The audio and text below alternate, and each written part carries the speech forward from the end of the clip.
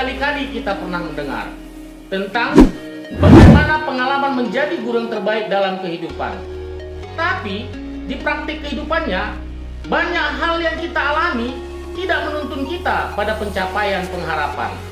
Bahkan kalau kita mau katakan, banyak hal yang gagal untuk menjalaninya.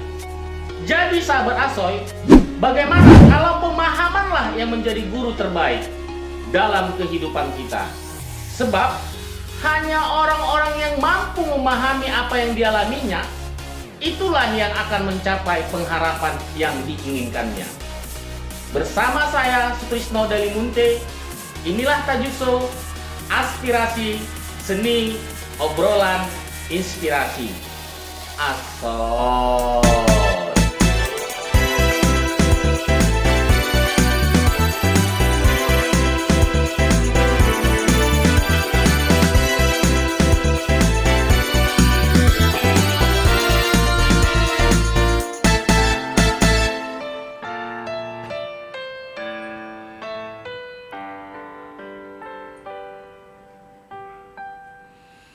Jikalau kau cinta, benar-benar cinta, jangan katakan kamu tidak cinta.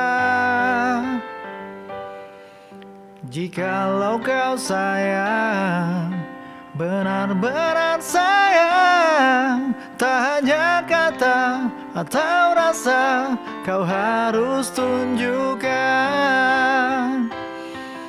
Jangan sampai hingga waktu perpisahan tiba dan semua yang tersisa hanyalah air mata, hanya air mata. Mungkin saja cinta akan menghilang selamanya, dan semua yang tersisa hanyalah air mata, hanya air mata cinta. Jikalau kau sayang, benar-benar sayang, tak hanya kata atau rasa, kau harus tunjukkan. Wow, wow, percayalah, kemanapun kau aju, cinta tak pernah rapuh, berpaling pun tak mampu hilangkan cinta. Percayalah,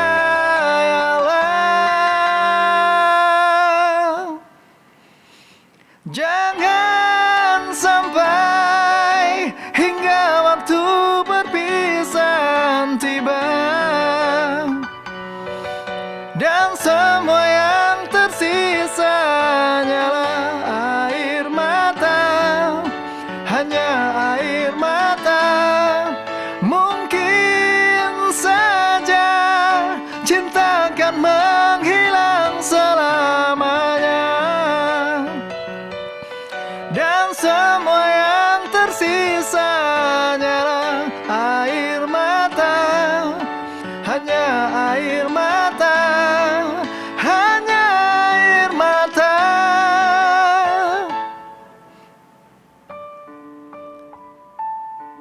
Cinta.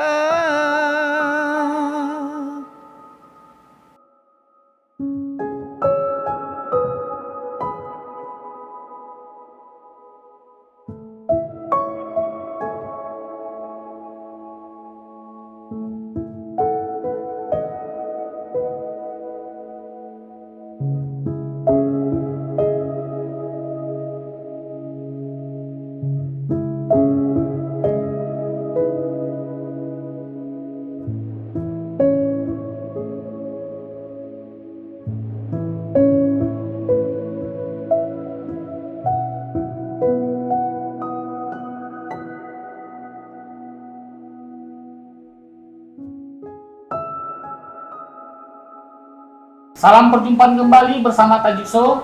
Pada episode ini kita kedatangan tamu narasumber keluarga bahagia, orang tua muda yang cukup kuat dan tabah dalam menjalani kenyataan hidupnya. Kenyataan apa yang mereka harus kuat dan tabah? Kita langsung aja bersama tamu narasumber kita yang sudah bersama-sama kita pada saat ini. Apa kabar Pak Darmawanto? Ibu Erlina? Ya. Kalau boleh tahu keseharian Ibu Erlina? Kalau saya kebetulan kan istri dari prajurit, ya ngikutin tugas suami. Oh, Bapak tentara. Bapak tentara. Oh iya. Nah, kalau keseharian saya yang ngurus anak sama Iya. ngurus kumpulan anak-anak disabilitas. Sudah berapa lama mengarungi bahtera rumah tangganya ini? 13 tahun, jalan 14 tahun. 12 tahun ya. Kalau boleh tahu Pak Darmawanto di tugas di mana sekarang? Saya sekarang tugas di Kodim 0207 Simalungun, Simalungun. tepatnya di Koramil 17 Simalungun. Kita mendengar bahwa ada sesuatu yang mungkin bisa menjadi motivasi banyak orang terhadap kuat dan tabahnya orang bapak dan ibu. Kira-kira kisah apa sebenarnya yang perlu diceritakan saat ini gitu?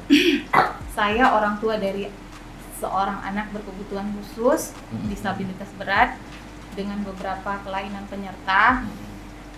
Nggak mudah menjalani hidupnya dengan ditambah dengan stigma masyarakat yang kurang enak kita dengar gitu ya. Jadi kan penerimaan masyarakat untuk anak disabilitas itu masih sedikit kurang nyaman bagi saya sendiri karena masih ada konotasi yang menganggap kalau anak disabilitas itu aib bagi keluarga dan harus disembunyikan. Jadi peran saya sebagai ibu, bagaimana caranya agar anak saya bisa diterima di masyarakat dan menghilangkan stigma negatif anak-anak disabilitas agar masyarakat tahu dan mau mencintai mereka.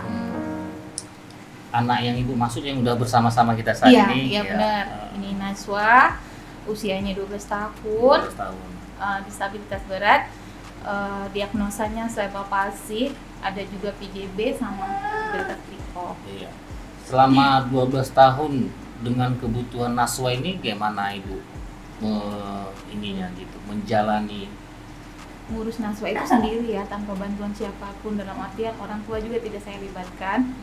Jadi memang betul kami berdua yang ngurus dia mulai karena Najwa ini bergantung sama orang tuanya.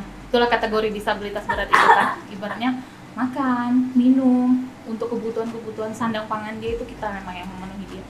Kesulitannya ya karena Najwa itu berbeda dari anak-anak yang lain, satu kesiapan mental sama fisik memang yang paling dituntut.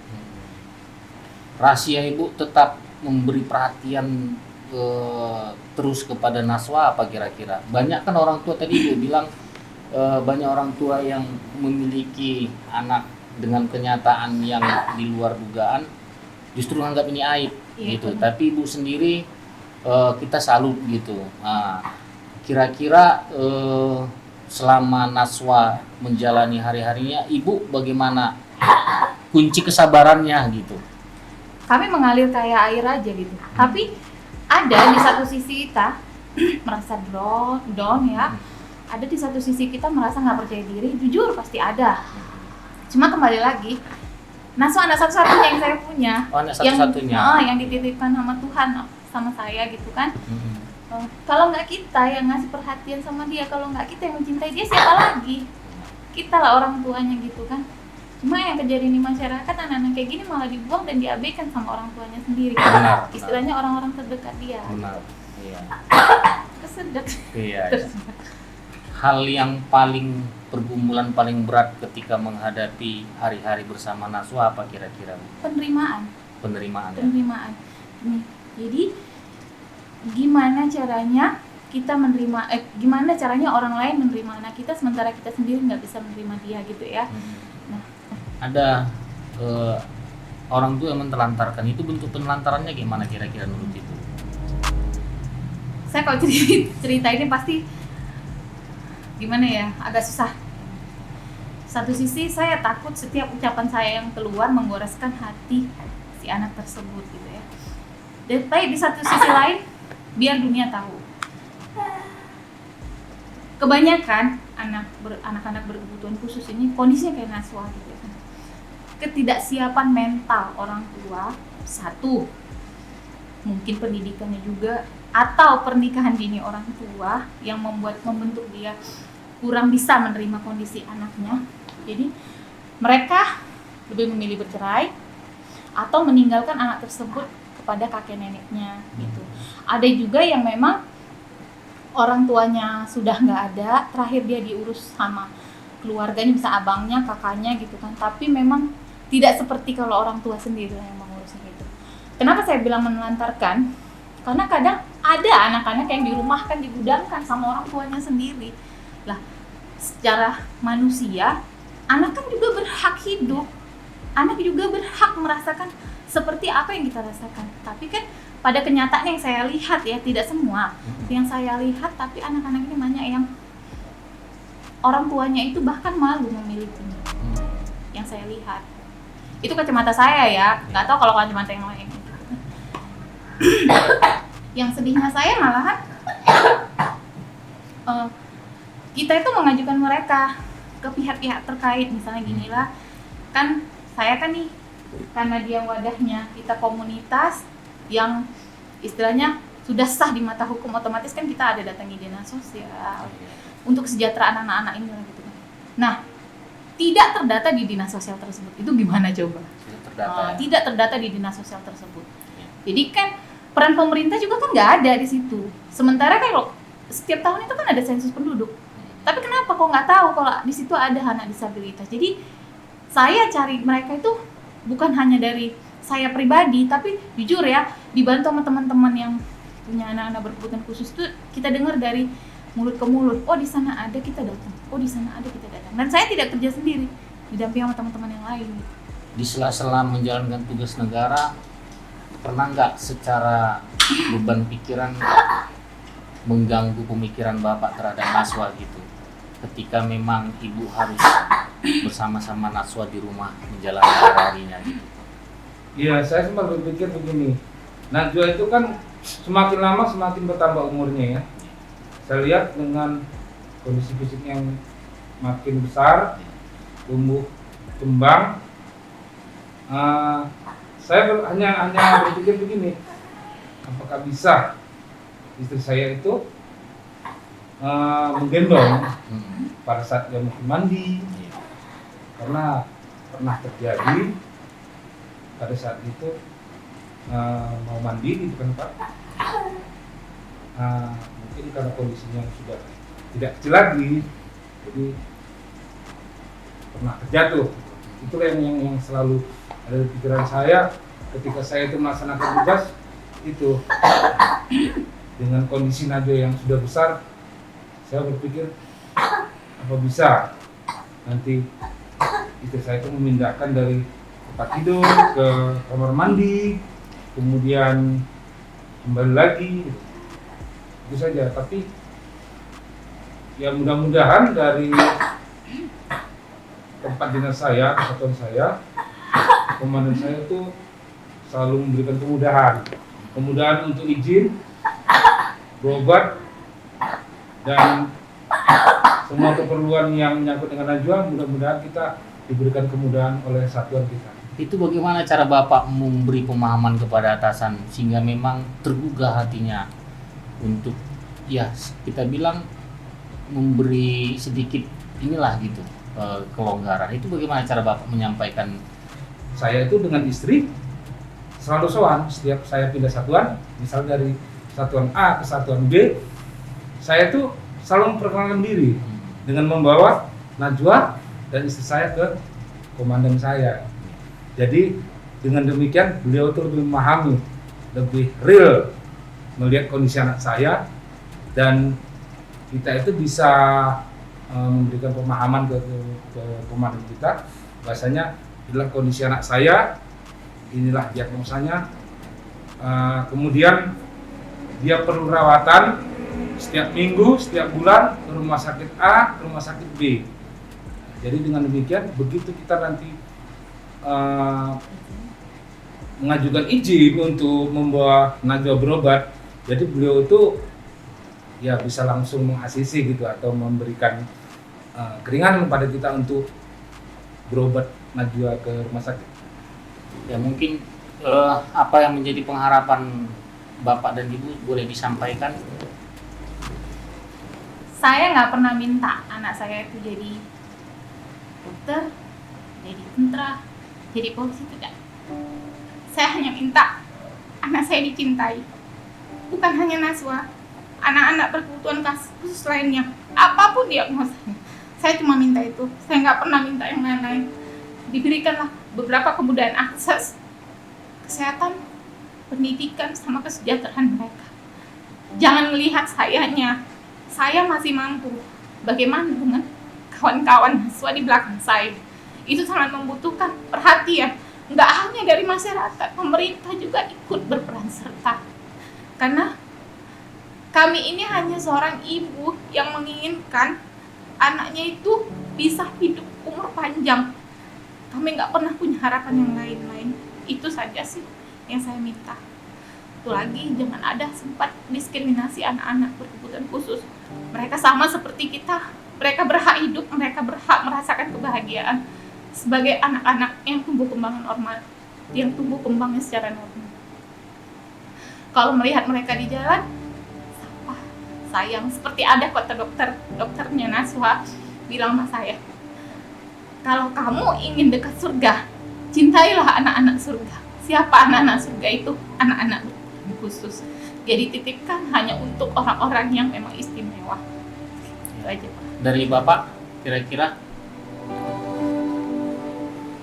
Ya harapannya ya tidak jauh ya seperti yang disampaikan saya, ada perhatian anak-anak disabilitas, teman-teman Najwa ya kedepannya lebih mendapatkan fasilitas kesehatan yang lebih baik. Karena yang paling utama kalau menurut saya kesehatan ya Pak ya. Itu saja Pak. Ya, terima kasih Pak Darmawanto dan Ibu Erlina. Kiranya orang Bapak dan Ibu dengan situasi yang memang menghadapi kenyataan lebih menjadi motivasi banyak orang. Nah, kita berharap untuk hal-hal yang positif dengan kenyataan yang seperti ini, tetaplah semangat, tetaplah berbuat, dan tetaplah merangkul, dan tetaplah berjuang. Ya. Kita sudah sama-sama mendengar bahwa anak tetap menjadi rezeki. Anak bukan menjadi sesuatu penghalang atau penghambat dengan kenyataan dan keberadaan di luar dari dugaan yang kita harapkan. Terus juga buat pemerintah berharap untuk bisa tetap memberikan perhatian, membuka diri terhadap anak-anak yang berkebutuhan khusus, dan lebih gesit lagi untuk mengakomodir apa-apa yang menjadi kebutuhan seorang anak yang memang begini faktanya jauh dari apa yang kita harapkan dan inginkan. Sekian dulu perjumpaan kita pada episode ini. Tajukso Asoy.